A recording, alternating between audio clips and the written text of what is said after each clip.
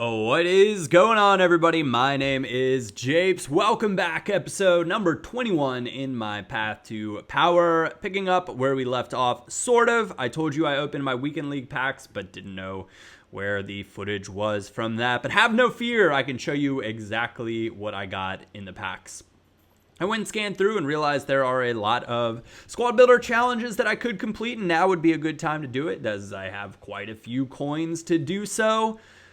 And I'm playing it out in my head as to whether or not it's something that I want to do. But Leno was the best player that we packed, about 15k, so not too shabby. Better than I thought. We also got Carrasco. I wish I'd held on to that pack if I was going to get Carrasco. He obviously got an inform this week. I will run through the team of the week with you guys as I like to do, just not today because there's a lot of other things to get to, as you can see with this massive episode. So if you guys enjoy the longer form podcast style episodes, be sure to drop a like on the video. It lets me know that I'm keeping you guys happy. I know that I certainly enjoy making videos this way. It just fits my style a lot more, and it feels right. And when something feels right, you just gotta go with it. Well, that's not always the case in a story for another day, maybe. Not with all things. We'll leave it at that. So, Gambarini, all of your big nation players, Brazil, or any of the ones that come up in the top nations, if you have an outfield player, at least as of yesterday, they were all selling for like 1,000 coins if they were from a big nation and like an outfield player. People were using them and I guess needed them for the squad builder challenge. I'm gonna go ahead and try to take advantage and sell them all on my main account. So let's rewind, let's refresh. I'll give you a main account update real fast. On my main account, I have been playing mainly just the draft. I've burned through almost maybe 15 or 16,000 FIFA points right now on the draft. I have good days. I have bad days. The gameplay that you're going to see from me today later on in this episode, I think I play 4 games in this ep.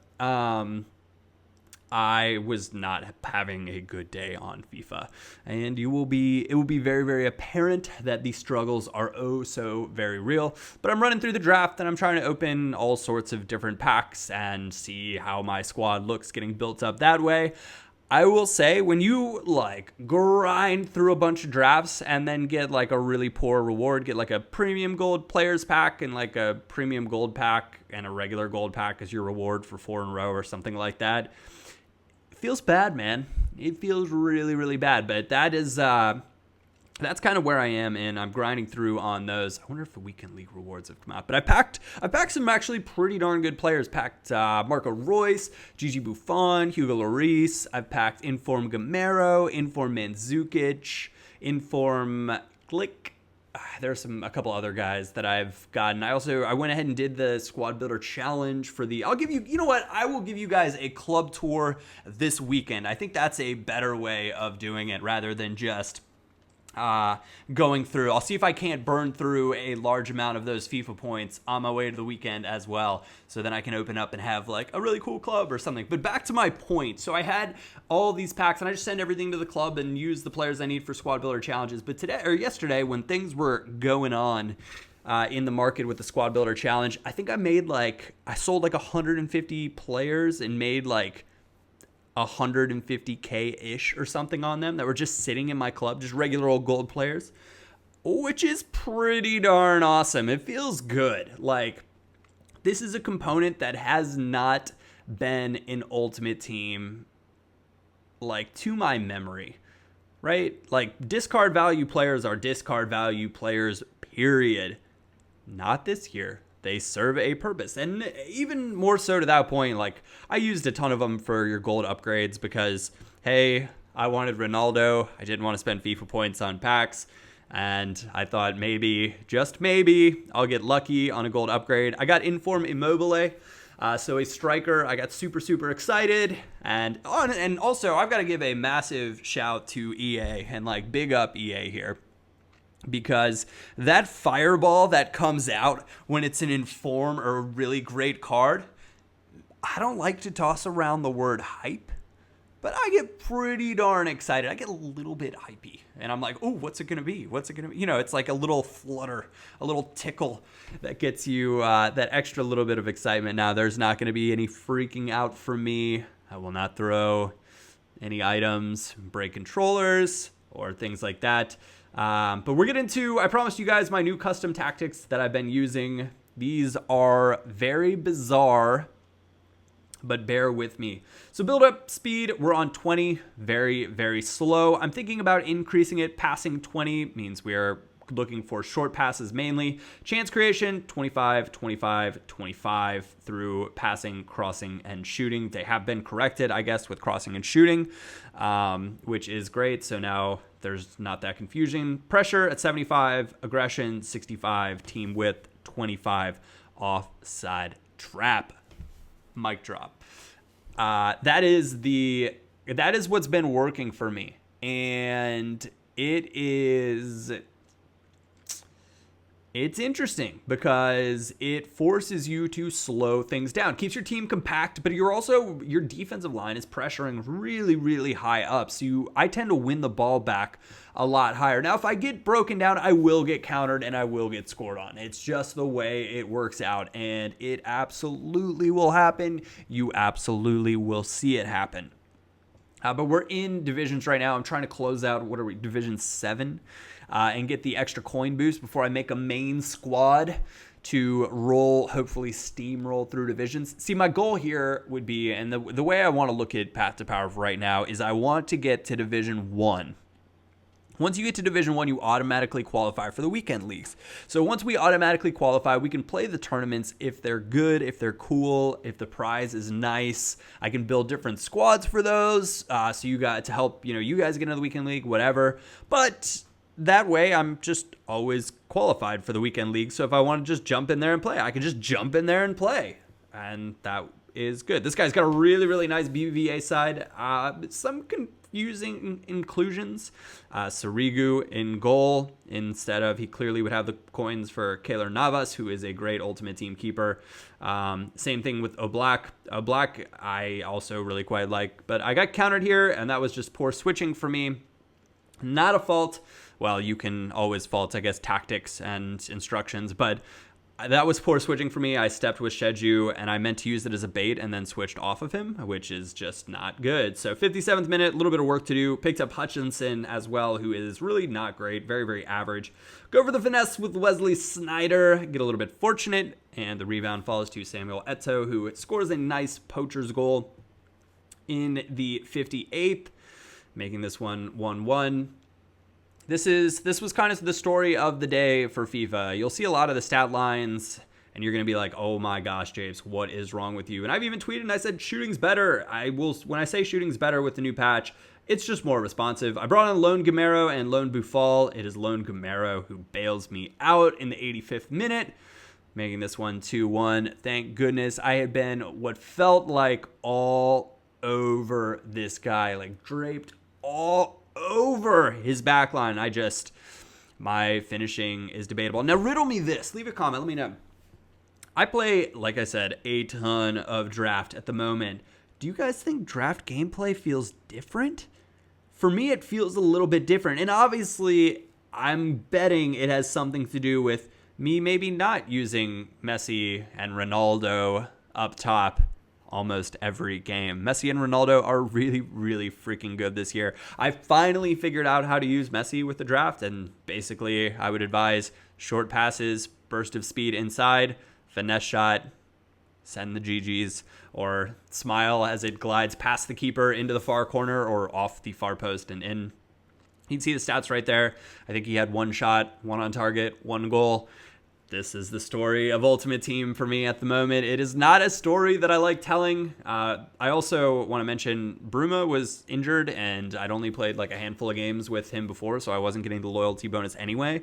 So I discarded him for 616 coins and just bought a new one for 650, which means that that's like a healing card worth, for 2-game healing card, essentially for a 34 coin value. I would say that is most definitely worth it. Kresma injured, so I just went out and picked up Viska from Bosnia-Herzegovina. Also, want to say thank you to those of you guys that, and I'm assuming I'm mispronouncing this name as I bring this up, that told me that I was pronouncing Jakub. Now I just mispronounced it there a little bit, but is Jakub pretty well for a non-native Turkish speaker or a non-Turkish speaker. So thank you for that. I always like a little bit of confirmation. I do try to do my best, and I do not mind being corrected. What's interesting and always fascinates me is when I will say a name and there will be people in the comment section down below that are telling me two different things on how to pronounce a name. So if you are going to correct me, it would be cool if you were like a native speaker from whatever country the player's name is. You can give me like the goods, the good stuff, the real stuff. This guy using alone James Rodriguez.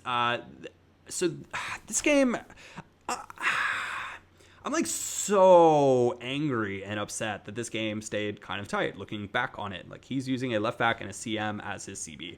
And this is more a tale of the day for me and probably just not being able to finish my dinner. But he gets free right here, and that's like a nice little goal. He finds James Rodriguez. He knew that James was his best player, and he played everything through James. So you've got to give him the old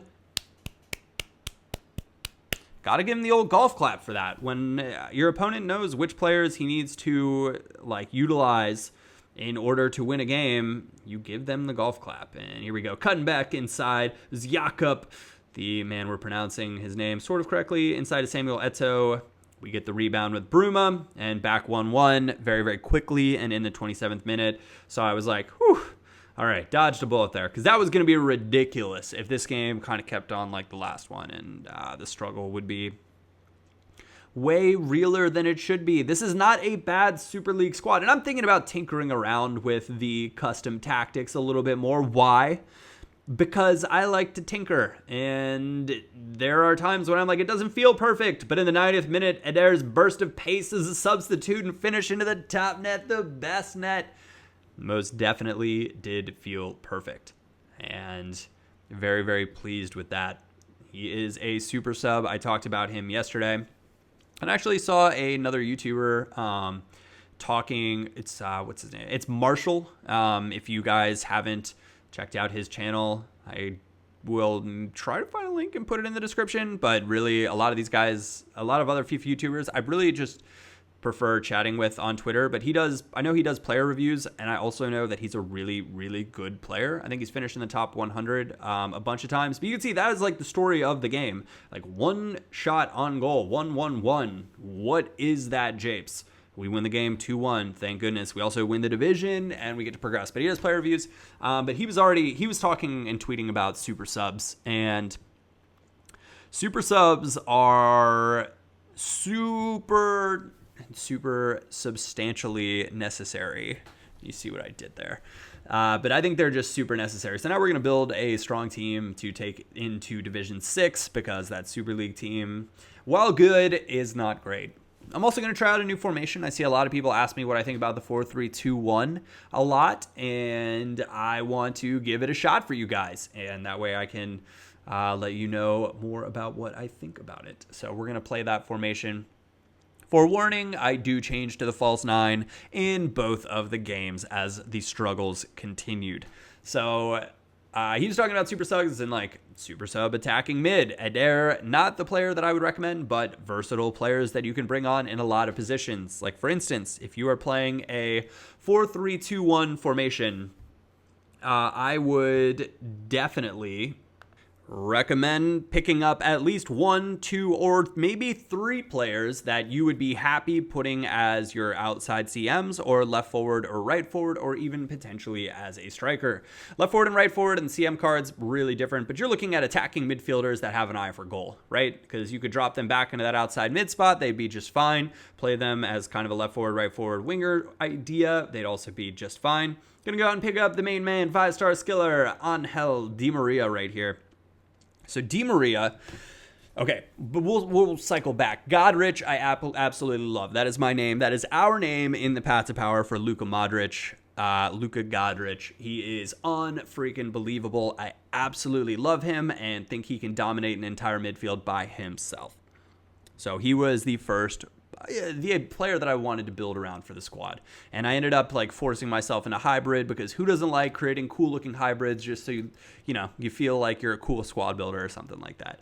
And that's what we worked with. So Pastore and Di Maria. Di Maria, I look at his stats, and I look at his card, and I look at the value for what you pay for what you get, and I'm like, man, this is the card for me. And I do it every time. I have probably bought and sold Di Maria 6, 7, maybe even 8 times already between now this account and my main account this year, because I just can't get myself past the stats you get for the price, right?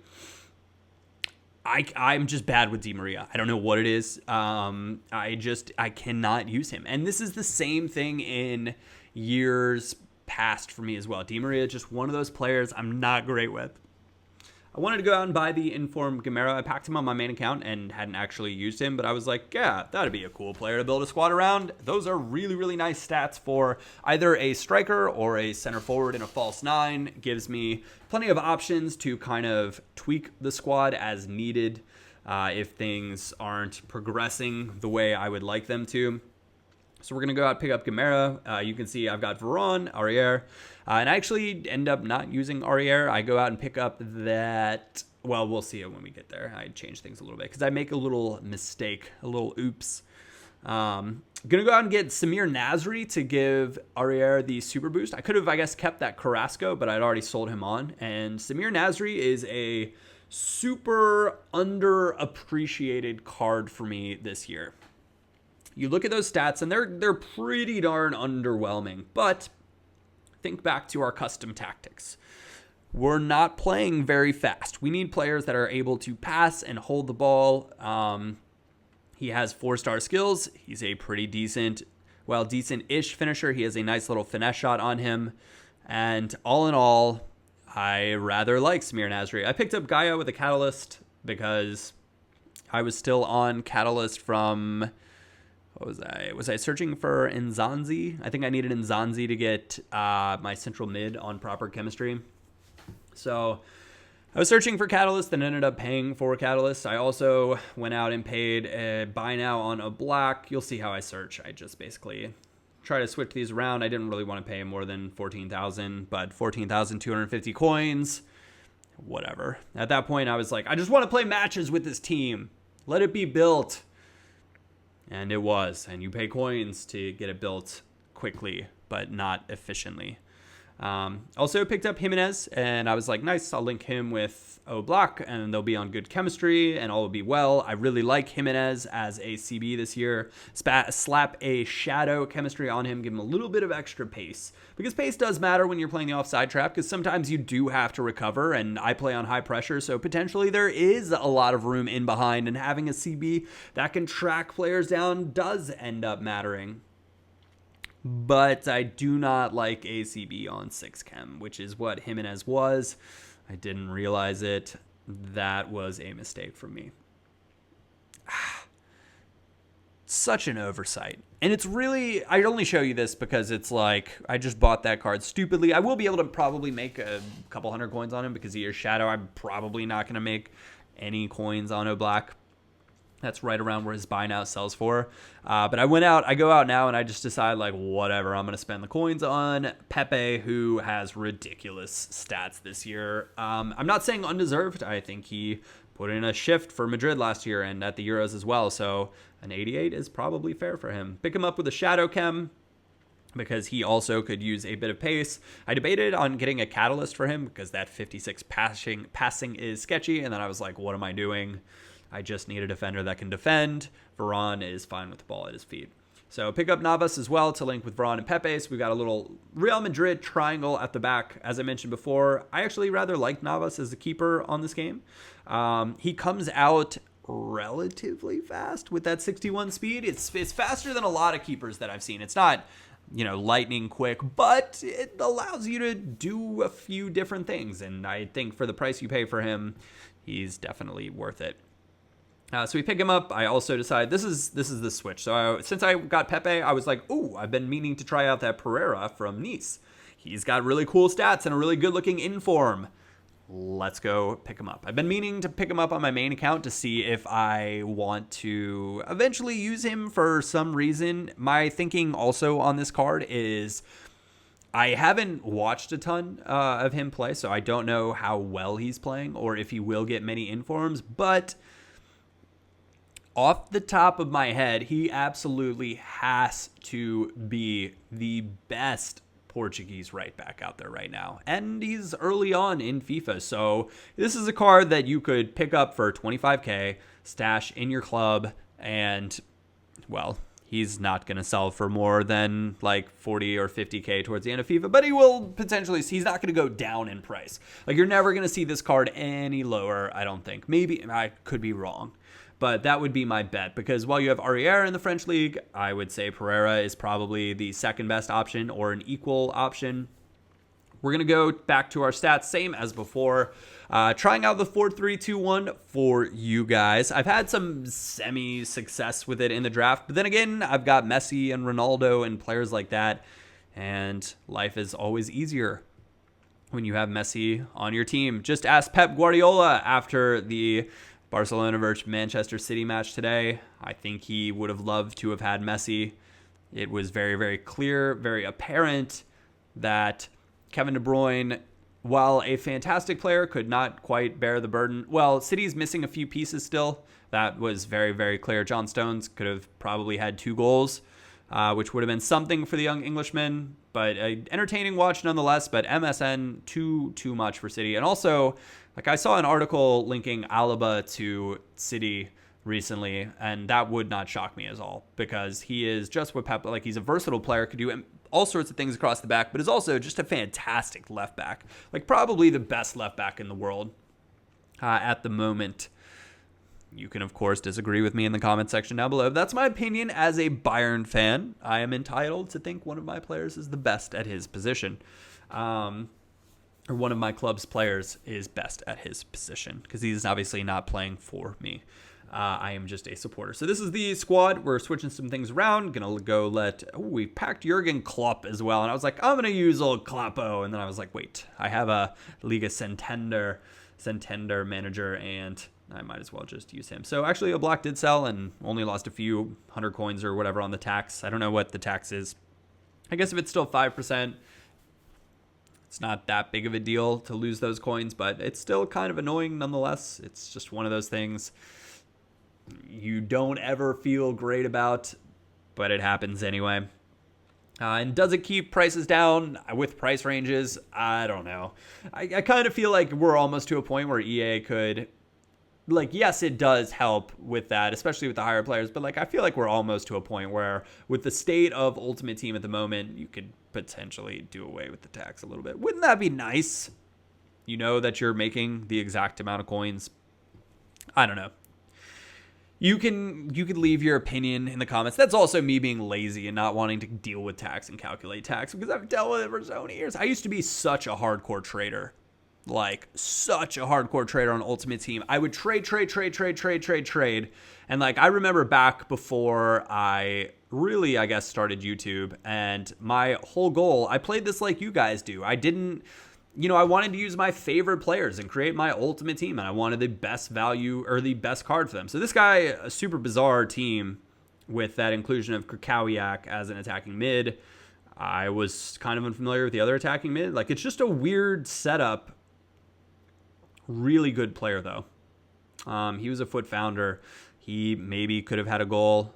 I probably could have had a goal. And ending 0-0, I won't say it's an unfair result. And I had the better team. So there were definitely some frustrations with the formation and some getting used to different little things. Barely outpossessed him. I should be keeping way more possession with these tactics. But I was trying to force things because I was not feeling comfortable, and it's just not a great way to do it. And also, Nzanzi, we have the catalyst on him for that little extra pace and passing, but he could just use a whole lot of extra passing because he gave up a few counters, and I was like, oh my goodness, why are you doing this to me?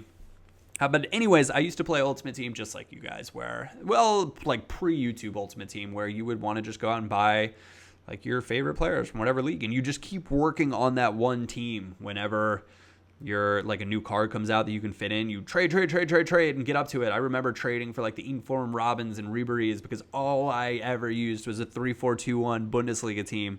Back when Schweinsteiger was still at Bayern and had like a cool Inform card, I remember trading up for that. And same with like Robin and Ribery. Those were like kind of the nostalgic good old days for me. And sometimes I want to go back, and I just want to go back because it's like, not because I don't love what I'm doing now, like with you guys and the way it works, but the way, Ultimate Team is with all the different things. But it's like before, it's like essentially a time before my mind was like properly corrupted into all the other things, when it was a simpler time. Samir Nasri, take a bow, lovely finesse shot. And that's what I'm talking about with him. He pops up in good spots. Remember, I've got cut inside on my left forward and right forward. I've got drift wide on them, excuse me. But they popped up in here on the 4-3-2-1. I like drift wide to create a little bit of extra space, and I put center forward, or the striker, on false 9, so he still kind of drops in, and then the wingers play off of him, but he gets to link up with your CMs a little bit better. I like, if it's a lone striker formation, chances are I'm putting false 9 instructions on him. It's just how the cookie crumbles these days. Really unfortunate tackle right there. I guess I hit tackle, but it was a poor, like, miss-switch tackle, and then he did that stick your leg back out animation that drives us all bonkers, because I guess, man. Oh, I forgot that I dove the right way. But I, like, shuffled too far and then dove, so it like went over me. And this is like 89th minute. I was like, oh my gosh. And Icardi with his weaker foot, thank goodness. Even though he's got 4-star weak foot, 2-star skills. Remember, we used him. That's why we know these things. And just a total change of momentum. And I was like, all right, 90th minute, just wait for your chance. Just work your chance. Huge extra bit of pace there from Gaia getting back. We eventually get it to Gamero. Lovely finesse shot, hits the side netting at the far post. And I am not intending to do this stupid Daniel Sturridge celebration. I'm trying to do the "you calm down now" celebration.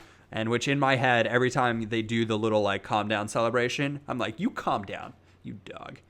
You don't talk dirty to me, you calm down. I don't know. These are things that go through my head when I'm playing FIFA. We all have our things. But that is where we are going to more or less come to a close for this episode. A very, very long one, but I want to say thank you guys very much for tuning in. I hope you did enjoy it.